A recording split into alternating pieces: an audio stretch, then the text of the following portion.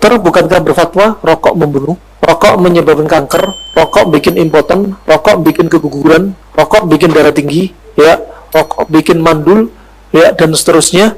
Kalau seandainya ini disebutkan di zaman Nabi, pasti sudah dilarang waktu itu, ya, karena nggak akan berbenturan antara apa, sesuatu yang bahaya dan yang halal nggak akan bersatu.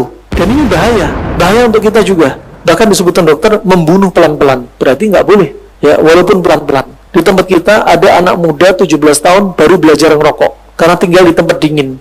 Ngerokok 2 bulan rutin, sekali ngerokok langsung 2 pak 3 pak. Hitungan 2 bulan paru-parunya sudah bocor, kebakar semua. Wah, ada yang kena kanker lidah, kanker lambung, menjalar ke paru-paru, ya. Ada yang juga perempuan kanker rahim, perempuan keguguran, darah tinggi. Oh, banyak sekali efeknya. Gak mungkin syariat mengizinkan, mustahil, ya.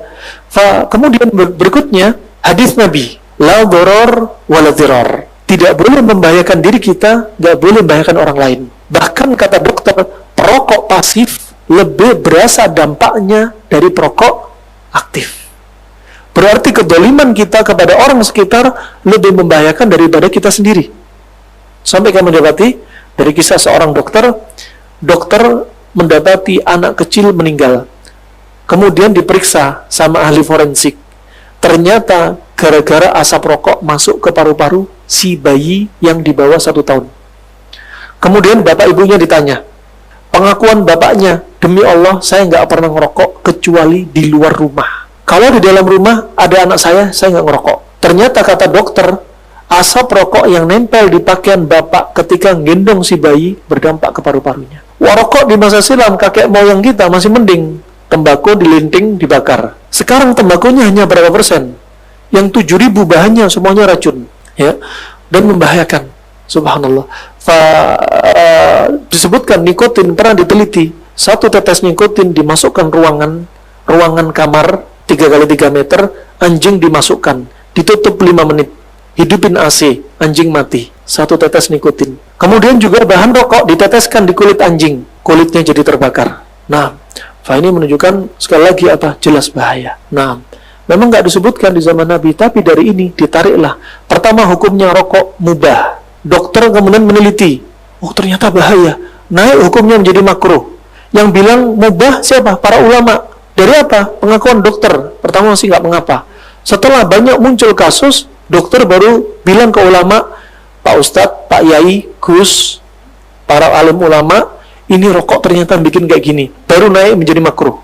Kemudian dokter lagi nyampaikan, nggak boleh rokok dijual kecuali ada tulisan di bungkus rokok. Sebenarnya pemerintah nggak setuju, tapi gimana? Ada pajak yang besar, ya.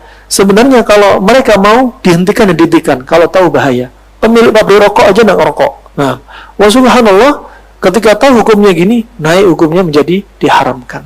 Nah, subhanallah, cara terapi rokok yang terbaik, kami coba permen cengkeh lama, propolis lama, pakai terapi bekam di kepala lama, yang simple betul-betul pintas diruqyah. Karena orang mengatakan rokok itu gak ada lezat-lezatnya, gak ada manfaatnya, ya. Ketika kita tanya para perokok, fitrahnya baik, karena bilang gak enak. Lama-lama dia mengatakan enak, karena beda sudah. Ternyata subhanallah, ketika pernah kami meruqyah beberapa orang, ya, betul-betul dia orang teras atas dan pingin tobat, ya. Pertama kita sampaikan, Pak, Bapak tahu hukumnya rokok nggak?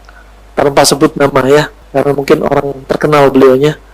Ya, Bapak betul pengen berhenti rokok? Ya, betul rokok, pengen berhenti. Tahu hukumnya nggak? Ya, tahu sih. Bahayakan orang lain nggak?